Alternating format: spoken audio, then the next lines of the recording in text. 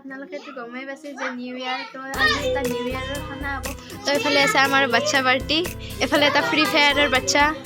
আৰু এইটো এটা এণ্ড এফালে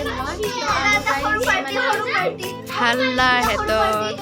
তো এইকেইটা আছে বাচ্চা পাৰ্টি আৰু গাইজ বাহিৰৰ ফালে অলপ মানে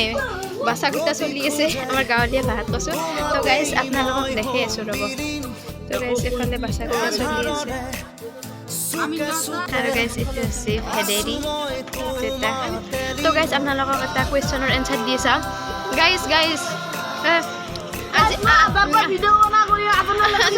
আজি আমি কেইটা খানা খালোঁ কৈ দিয়া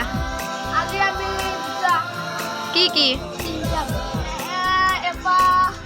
তো গাইজ আজি আমি এই দিনটোত দুটা খানা খালোঁ অলৰেডি আৰু এইটো 3 নম্বৰ খানা হ'ব যাই আছে তো আশা কৰোঁ এই খানাটো যাতে ভালকৈ হয় তো কেনে চলি ইয়াত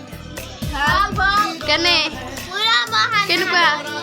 তো গাইজ পুৰা আল্টিমেট হ'ব গাইজ এতিয়া খাম আৰু যোগাৰ কৰি আছে আমাৰ গাইজ ফোন নাই আকৌ তো যি কৰিব লাগে চব কৰি আছে আমি জাষ্ট খাই কেনে খাব লাগে হয়নে নাই তো গাইজ মই ধুনীয়াকৈ ব্লগ বনাই চাওঁ সিহঁতক তো গাইজ এতিয়া মই বাহিৰত আছোঁ মানে একবাৰ ভিতৰত একবাৰ বাহিৰত তো এফালে গাইজ অলপ বাচা কুটা চলি আছে এফালে আমাৰ মানুহখিনি তো গাইজ এফালে বাচা কুটা চলি আছে মানে দাৰমে বাচি আছে তো এফালে আমাৰ সমাজ আছে